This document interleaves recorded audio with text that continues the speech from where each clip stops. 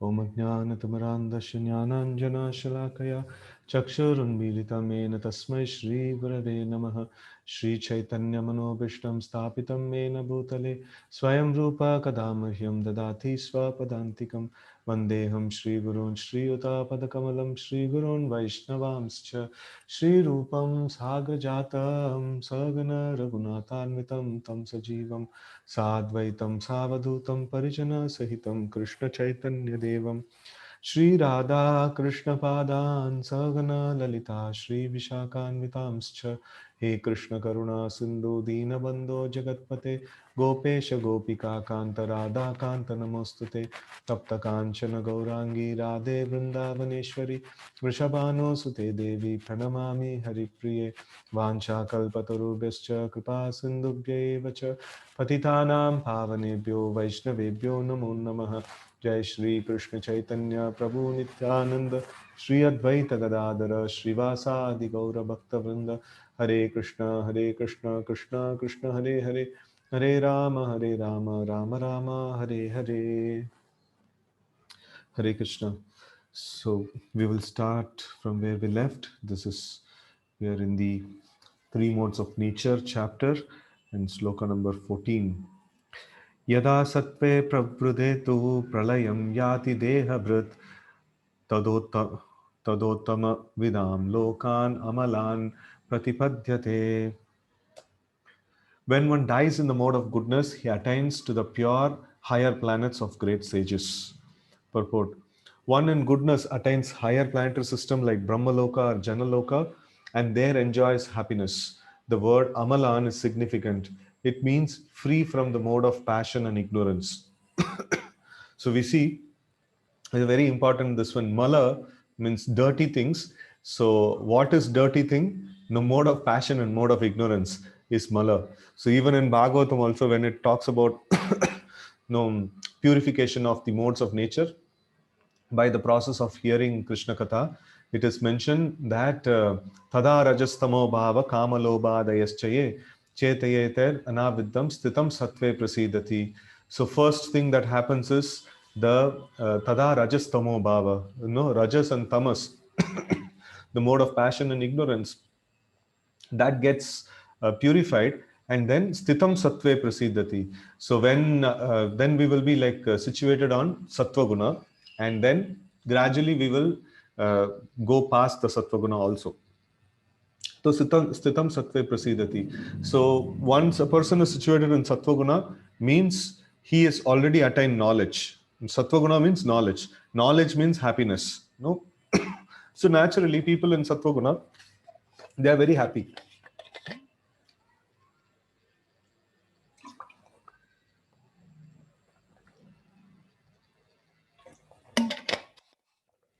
So that way, like stitam sattva prasidati. So amalan, these people in mode of goodness, they are free from this mala, that is passion and ignorance.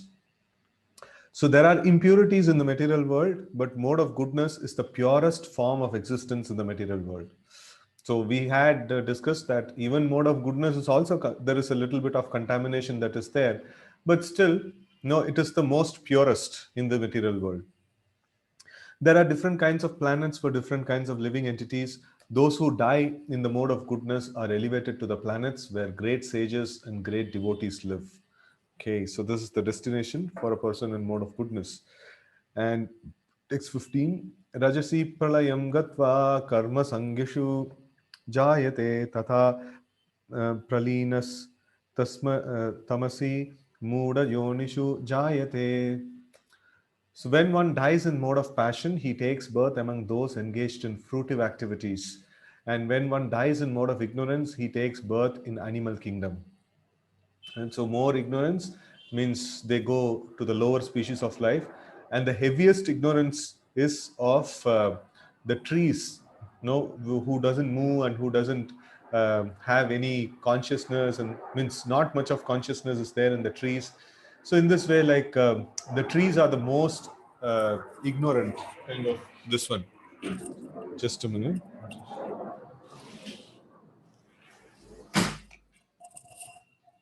So More the ignorance, more they become dull. No, and how do we increase our ignorance? I don't know. Yesterday I mentioned or not in this session here.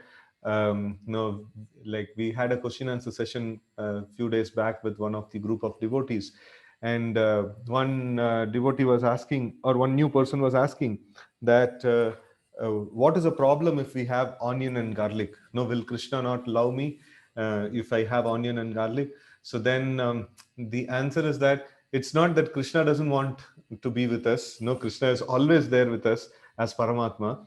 It's only we are not able to see Krishna because of the thick layer of ignorance. And by eating onion and garlic, which is in mode of ignorance, our ignorance will increase. We will not be able to see Krishna at all. Right. So that in that way, like this ignorance means like sinful activities creates ignorance.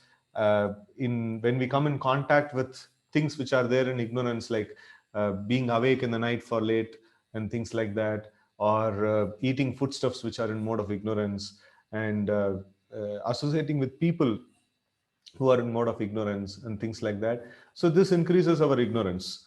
And now when ignorance increases, then we go to the lower species of life, and the ignorance is little more cleared. So then a person comes to the mode of passion. So then he is looking for fruitive activities, how to get more and more and things like that. So he will take birth amongst those who are engaged in fruitive activities, right? Okay, purport. Some people have the impression that when the soul reaches the platform of human life, it never goes down again. This is incorrect. According to this verse, if one develops the mode of ignorance, after his death, he is degraded to an animal form of life. Um, from there, one has to again elevate himself by an evolutionary process to come again to the human form of life. Just a minute.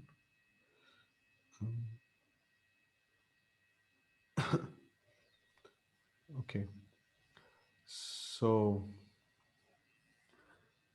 therefore, those who are actually serious about human life should take to the mode of goodness and in good association transcend the modes and become situated in Krishna consciousness.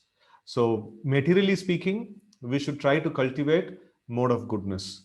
And once we come to the mode of goodness, then we should also take association of devotees and try to transcend even the mode of goodness. So, we have to go even beyond the mode of goodness.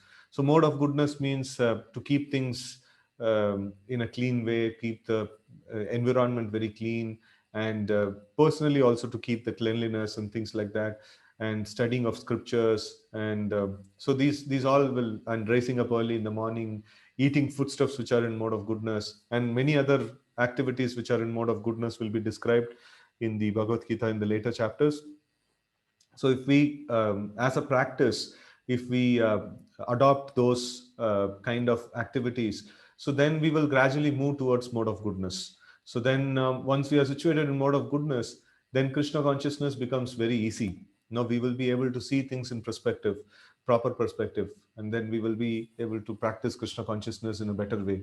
So more of passion and ignorance, it will spoil the game. We will not be able to see things clearly, and we will not be able to get the focus to be absorbed in Krishna consciousness. Okay, this is the aim of human life. Otherwise, there is no guarantee that the human being will again attain to the human status. Okay, text 16. Karmanaha sukrutasyahu satvikam nirmalam phalam rajasastu phalam dukkam ajnanam tamasah phalam.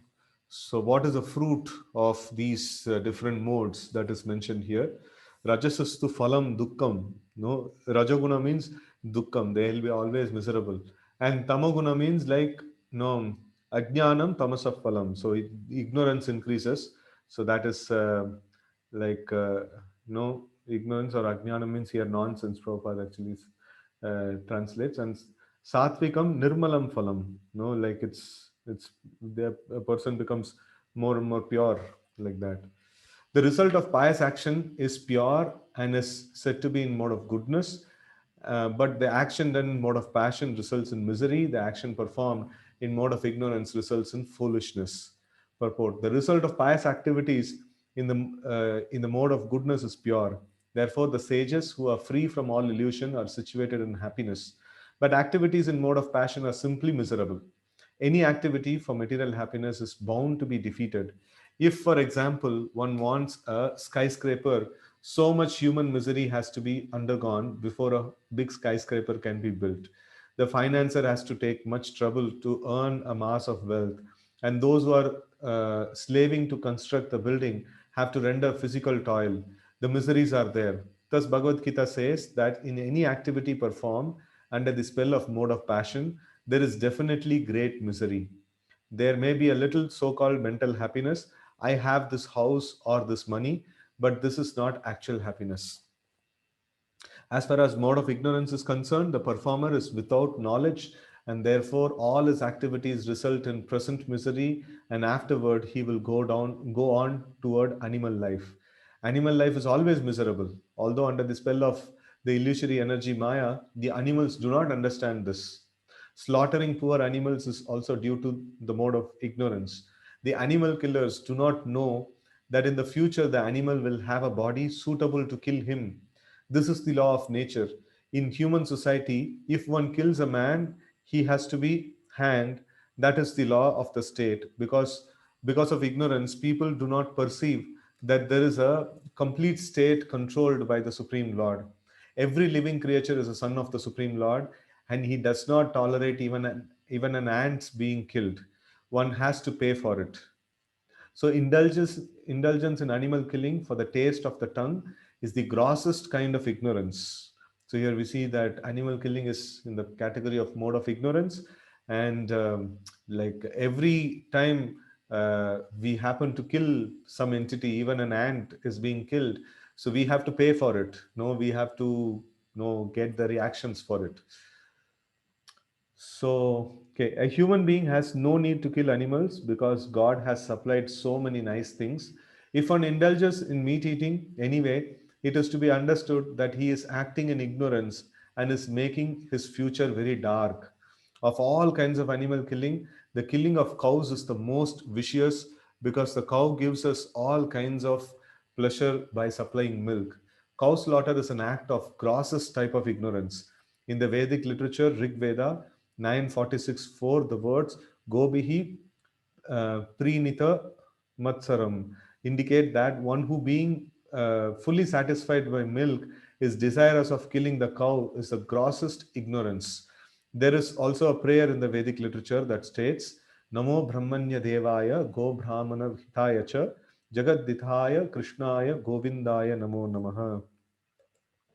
My Lord, you are the well wisher of the cows and the Brahmanas, and you are the well wisher of the entire human society and the world. Vishnu Purana 1:1965.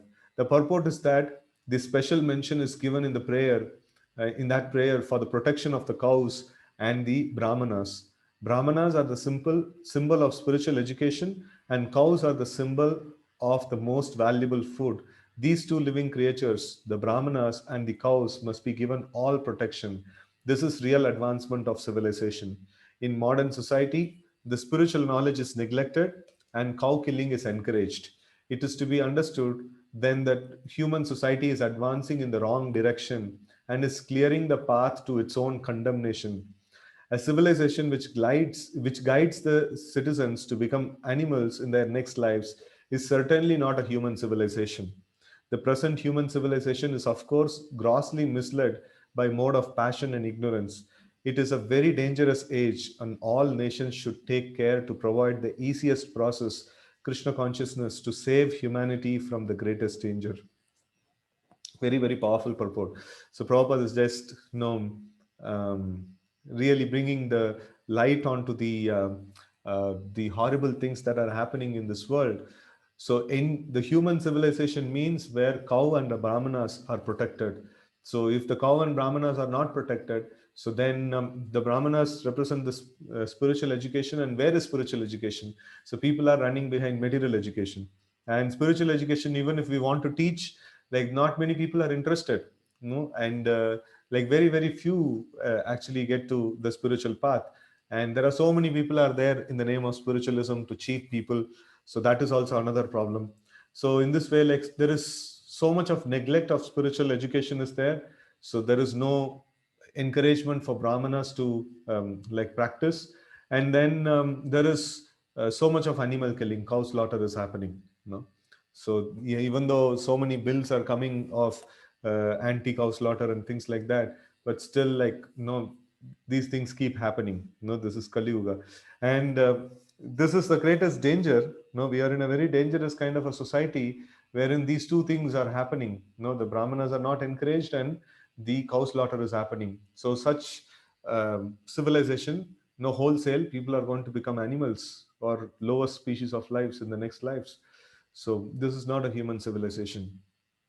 And Prabhupada says this Krishna consciousness movement has to be, you know, like encouraged, and like the facility should be created so that Krishna consciousness can be propagated, you know. That will save the humanity from greatest danger. So it's a very, very important thing, Krishna consciousness. Text 17. Satvat sanjayate jnanam rajaso lobha evacha pramada moho tamaso bhavato jnanam evacha bhavato bhavato jnanam bhavato jnanam evacha. Okay. So from the mode of goodness, real knowledge develops. So this we like we're kind of analyzing this. Goodness means we can come to the goodness only if we have sufficient knowledge. Knowledge means differentiate. We are able to differentiate between body and soul. We are able to understand the Paramatma or the Supreme Lord and things like that. So that's real knowledge, right? So mode of goodness means some level of awakening into knowledge is there. So good level of awakening into knowledge is there. So if knowledge is there, means there is happiness. So mode of goodness means happiness. It's a straight equation. No, mode of goodness means happiness, and mode of passion means, like, okay, in mode of goodness real knowledge develops, and in mode of passion greed develops, and mode of ignorance, foolishness, madness, and illusion actually develop. Okay. Purport: since the present civilization is not very congenial to the living entities, Krishna consciousness is recommended. Through Krishna consciousness, society will develop the mode of goodness. When the mode of goodness is developed, people will see things as they are. Right? So now we see that mode of goodness means knowledge is getting developed, then people will see things as they are. The clarity of the world and clarity of people around, the clarity of everything will emerge actually. So, in mode of ignorance, people are just like animals and cannot see things clearly. In the mode of ignorance, for example, they do not see that by killing one animal, they are taking the chance of being killed by the same animal in the next life. Because people have no education and actual knowledge, they become irresponsible. To stop this irresponsibility, education for developing the mode of goodness of the people in general must be there. When they are actually educated in mode of goodness, they will become sober, in full knowledge of things as they are. Then people will be happy and prosperous. Even if the majority of people aren't happy and prosperous, if a certain percentage of the population develops Krishna consciousness and becomes situated in mode of goodness, then there is possibility for peace and prosperity all over the world. Otherwise, if the world is devoted to the mode of passion and ignorance, there can be no peace or prosperity. In the mode of passion, people become greedy and their hankering for sense enjoyment has no limit. One can see that even if one has enough money and adequate arrangements for sense gratification, there is neither happiness nor peace of mind. That is not possible because one is situated in the mode of passion. If one wants happiness at all, his money will not help him. He has to elevate himself to the mode of goodness by practicing Krishna consciousness. So this is very, very powerful point. People are miserable and they want to get happiness by earning more money, by getting more power, and things like that. But unfortunately, these are all in mode of passion, or the activity to acquire that itself is in mode of passion. And mode of passion means only misery will come. There is no chance of any happiness. If we want happiness, we should move towards mode of goodness. That's where real happiness of life will be there. Now that is mode of passion. How do we develop? By associating with things in mode of goodness. So here Prabhupada is mentioning practicing Krishna consciousness. So if we are a serious practitioner of Krishna consciousness, we will have to get up early in the morning, in the Brahma Muhurta time. right? So, or before Brahma Muhurta time, so that we can utilize the Brahma Muhurta for like worship of the Lord or japa and things like that. So, in that way, like the mode of, we have to associate with mode of goodness, and we have to associate with people who are in mode of goodness. And slowly we will actually raise to that platform. Then we can see a deep level of happiness and satisfaction at heart, right? So then we can practice Krishna consciousness nicely, no? So Krishna consciousness in the beginning, the practices of Krishna consciousness in the beginning, they can at least bring to the mode of goodness. So that's a very, very powerful thing, right? And if we at all want happiness, mode of goodness is the place, and we have to move to that mode. No, whatever may be the our current state of existence, we have to move to the mode of goodness. Okay. When one is engaged in mode of passion, not only is he mentally unhappy, but his profession and occupation also are also very troublesome. He has to devise so many plans and schemes to acquire enough money to maintain a status quo. This is all miserable. In the mode of ignorance, people become mad.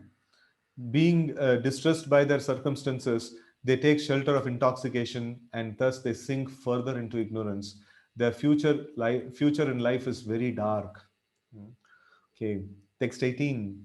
Urdvam gachanti sattvastha madhye tishtanti rajasaha jaganya gunavrittistha ado gachanti tamasaha. Those situated in mode of goodness gradually go upward to higher planets. Those in the mode of passion live on the earthly planets, and those in the abominable mode of ignorance go down to the hellish worlds. Purport. In this verse, the result of actions in the three modes of nature are more explicitly set forth. There is an upper planetary system consisting of heavenly planets where everyone is highly elevated. According to the degree of development of mode of goodness, the living entity can be transferred to various planets in the system. The highest planet is Satyaloka or Brahmaloka, where the prime person of this universe, Lord Brahma, resides. We have seen already that we can hardly calculate the wondrous condition of life in Brahmaloka, but the highest condition of life, the mode of goodness can, uh, but the highest condition of life, the mode of goodness can bring bring us to this. So we see that if we want to get better and better life, better and better status, then we have to move towards mode of goodness. Even like one of the qualities, like few of the qualities of mode of goodness is consistency, and then long-term vision and clarity in thought and things like that and all. So even in the material world, who are those people who are coming up to the level of CEOs and like big giants in the corporate and things like that? It's not just simply mode of passion. Passion is definitely required to go to that level, but then they also must have a good component of mode of goodness. Otherwise they will not be able to make anything big in their life. No, that's not at all possible. Because the kind of qualities and the character and all those things we can only see in mode of goodness, and it is very, very essential to develop this mode of goodness. Very, very essential, right? The mode of passion is mixed. It is in the middle between the modes of goodness and ignorance. A person is not always pure, but even if he should purely be in mode of passion, he will simply remain on the earth as a king or a rich man. But because there are mixtures, one can also go down. People on this earth in the mode of passion or ignorance cannot forcibly approach the higher planets by mission. In the mode of passion, there is also a chance of becoming mad in the next life. Okay. The lowest quality, the mode of ignorance, is described here as abominable. The result of developing ignorance is very, very risky. Mm. It is lowest quality in material nature. So why it is called very, very risky here? Because a person in mode of ignorance doesn't have any impetus in life to do anything. He is just very dull. No, at least a person in mode of passion, if you tell him that if you do some punya karya, you will get some, no, you will flourish in your life.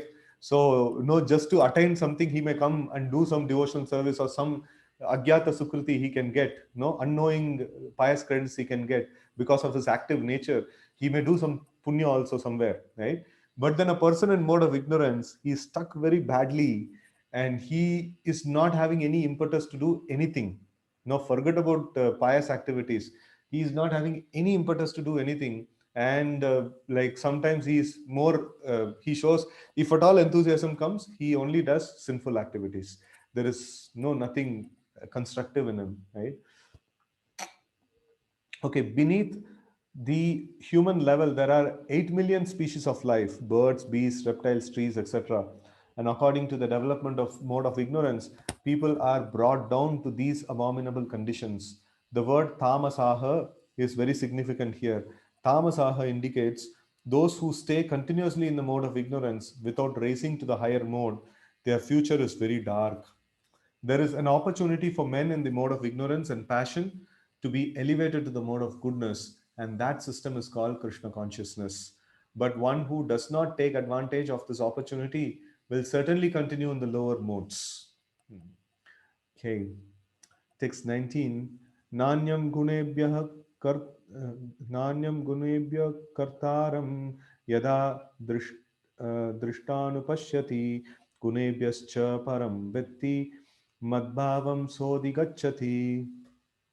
When one properly sees that in all activities no other performer is at work than these modes of nature, and he knows the Supreme Lord who is transcendental to all these modes, he attains my spiritual nature. So now we see that our body is doing so many activities, right from morning. So we got up and then we did our daily regular routine activities. Then after that, we have food, and then the body digests the food, and then we excrete all these things. Actually, a spiritually advanced person, he sees that all these things are happening automatically. No, it's just like if we sit in a vehicle, a car or something like that, we are very, very clear we are different and this car is different. No, we move around in the vehicle also, and then we can come out of the vehicle also. We have that kind of independence because we know that I am different from this car. In the same way, no, in the Bhagavatam, in one place, in the Prithu Maharaj's pastime, in the fourth canto, in one place, this analogy comes. This wet coconut and a dry coconut. Dry coconut, sometimes we call it as koppare, like, no. So this wet coconut means you see that the white pulp is very much tightly sticked on to the shell, right? So even if you want to make a chutney or coconut, if you want to use, you have to like use a very heavy knife, and then we have to these days scrappers have come, but otherwise, like no, we have to use a heavy knife, and then we have to push it into, and a small piece of coconut will come out, and then we have to keep trying like that. So then no, small pieces, it will come out. So much of attachment is there with the shell. But the same coconut, when it becomes dry, the whole shell and the internal pulp, no, they become completely detached, and the internal pulp actually, it just moves inside. No, we can actually shake and see, and the coconut will be moving inside, the pulp will be moving inside. So that is that kind of feeling we will get when we advance in spiritual life. Now we will feel that I am a person who's staying in the body, and I don't have anything to do with this body. Even if this body goes, like, I can continue to live. So that level of confidence will come, and that level of perception and feel, we will really feel that no, I'm different from this body, right? So I'm just sitting on this body temporarily. So that kind of a feel will come. So that's what is mentioned here. When one properly sees that in all activities no other performer is at work than the modes of nature. So, and this, how is this body moving? This body is moved by modes of nature. I am not doing anything. Maybe I'm desiring, I want to do this, but how the body is getting it done, it's because of modes of nature. This level of clarity we will get. That is called mode of goodness. So we can always remember, mode of goodness means what? This dry coconut. So when dry coconut, if we shake, inside the pulp is shaking. In that way, we will have that kind of experience that I am different and this body is different. Then we are in mode of goodness. No, that is a point of mode of, that's a point of liberation, we can say. No, if somebody has come up to that level of detachment, when the body dies, no, he will get back to liberated state. No, it's already liberated, he is. So no, that is the state of no dryness, no, that is there. So there is complete detachment from the material things that is there, including one's own body. So they can have that kind of a perception where we are just going and sitting inside the car. So we are detached from the car, right? So we sit in the car, we drive, and then we get down. No, so that is same experience we will get with our body also. No, that is like a perfectional stage of mode of goodness. Okay. So, and he knows the Supreme Lord. So he's seeing that all the material activities are happening, including his bodily activities are happening because of modes of nature. And he is also able to perceive the Supreme Lord. Hmm. So then, and Supreme Lord, what is his nature? He is transcendental to the modes. He is not conducted by the modes. This body is driven by modes, but the Lord is not driven by the modes. But Lord is Maya Disha. Lord is the controller of the modes. When this kind of a perception comes, so that's it. Like he is liberated. No, the Lord says he attains my spiritual nature. No, he is liberated. Okay, one can transcend all these activities of the modes of material nature simply by understanding them properly by learning from proper souls. The real spiritual master is Krishna, and he is imparting the spiritual knowledge to Arjuna. Similarly, it is from those who are fully in Krishna consciousness that one has to learn the signs of activities in terms of modes of nature. Otherwise, one's life will be misdirected. Okay, so here we see it's learning, learning. It is mentioned, and even in the sloka also it is it is mentioned when one properly sees that no, this everything is conducted by modes of nature, and the Lord is beyond the modes of nature and things like that. So this though I have read now, so that means I should be able to attain liberation now. So knowing means not this much of knowledge. This is like theoretical knowledge. So no, basically in the material world, the definition of knowledge is wrong, and the definition of acquiring the knowledge is also wrong. So in the spiritual, this one we see that what is definition of knowledge? Knowledge means no, to understand what is spirit, what is matter, and what is the Paramatma, what is the Bhagavan. So all these things, if we know, then that is called knowledge. And what is the process of acquiring knowledge? Process of acquiring knowledge is not what is it, memorizing the books and things like that and retaining in the memory power. No, that is not called as knowledge. The knowledge means what? Amanitvam, adambitvam, ahimsa, shantirarjavam. So like humility, pridelessness, all these things should manifest. All these things should manifest. All the qualities should manifest in a person. So its knowledge is something has to come from deep within, and it should be enabled by Krishna. Then what is this process of learning? What am I doing, like going and learning from a spiritual master and things like that? Spiritual master is going to give me direction, and I am going to engage in tapasya. And by engaging in the tapasya, we may please the spiritual master, we may please the Supreme Lord, and by pleasing them, the Lord will uncover the knowledge from within, right? So Lord will uncover the knowledge from within. So this process of knowledge is not like the knowledge that we have read and heard in the school and college, where I go and memorize things and I have the knowledge with me now. It's not like that. So even if I memorize all the slokas of Bhagavad Gita and all the purports of Bhagavad Gita, no, there is no use. No, we have to take direction. No, memorization is good. No, the direction can always be there in our head. So, but more important than that is to be guided by that and to engage in the service of the Lord and please the Lord in that way.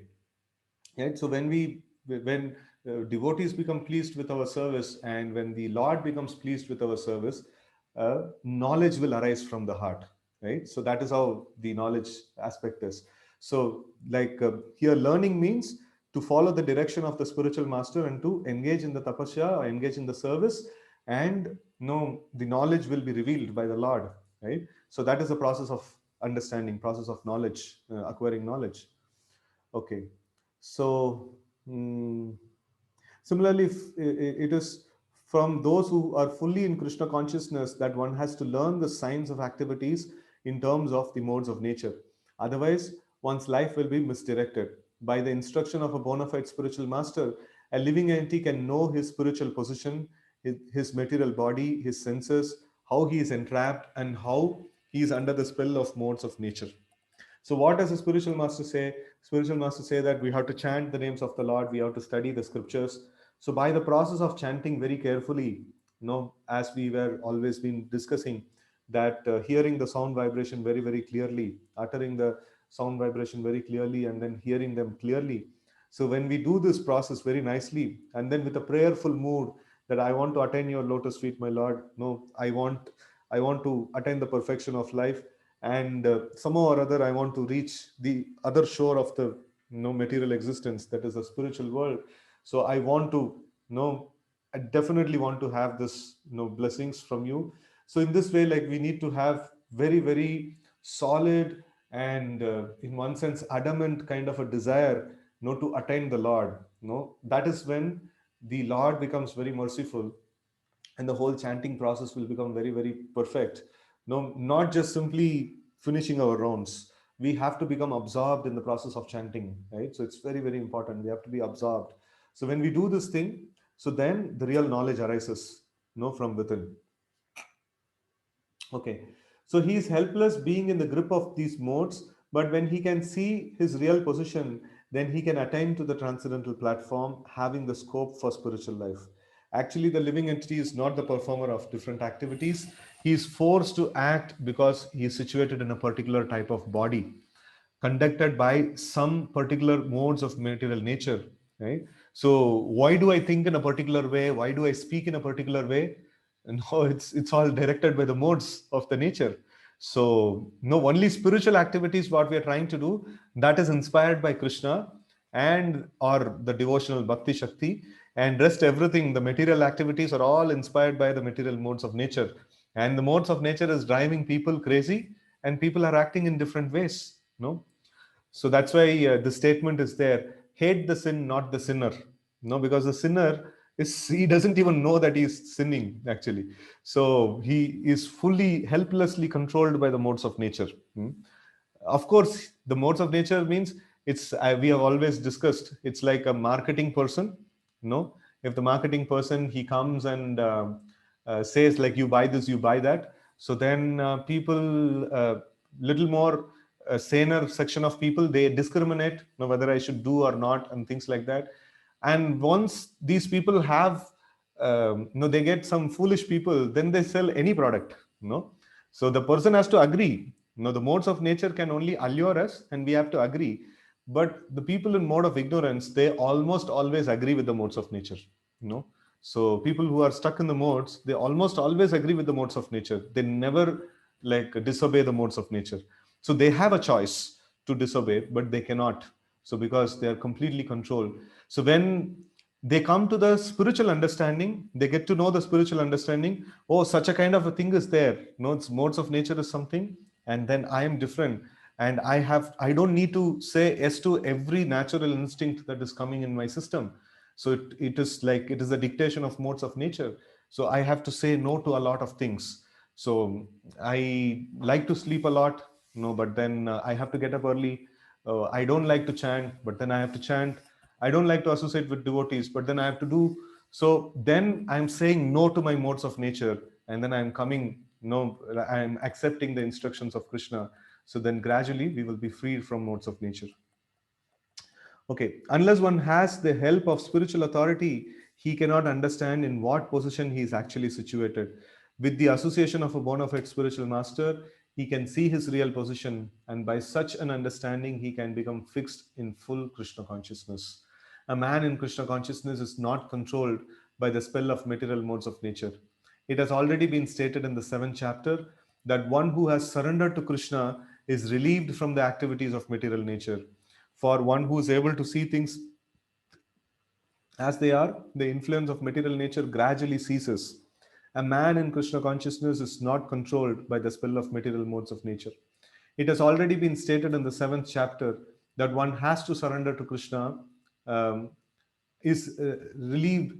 Sorry, one who has surrendered to Krishna is relieved from activities of material nature. For one who is able to see things as they are, the influence of material nature gradually ceases. Okay, so text 20. Gunanethan atitya dehi deha samudbhavan janma mrityu jara dukkair vimukto amrutamashnute.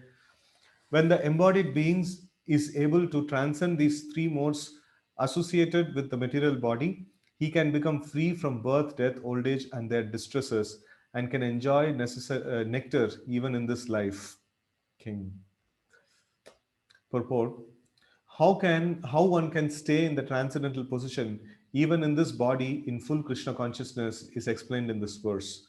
The Sanskrit word dehi means embodied, or a person who's staying in the deha is called dehi, right?